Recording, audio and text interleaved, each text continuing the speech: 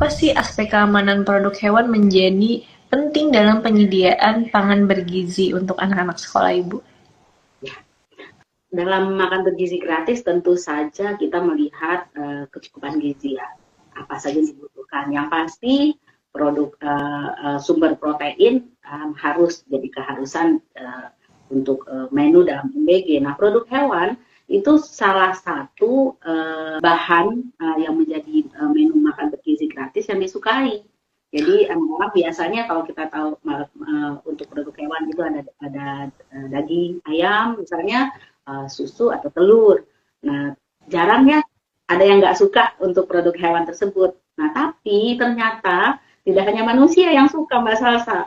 Ternyata kuman-kuman bakteri yang menyebabkan kerusakan, pembusukan, penyakit juga suka protein tersebut gitu. Nah, karena itu produk hewan ini tentu saja yang segar ini mudah rusak. Tentu apabila tidak ditangani dengan baik dan benar seperti itu. Nah, itulah sebabnya kenapa aspek keamanan untuk produk hewan yang akan digunakan untuk program MBG ini menjadi penting untuk dipastikan.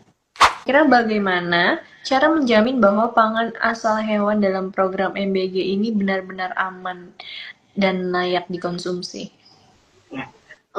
Untuk keamanan dan kelayakan yang paling penting itu adalah bagaimana penanganan dari produk hewan itu.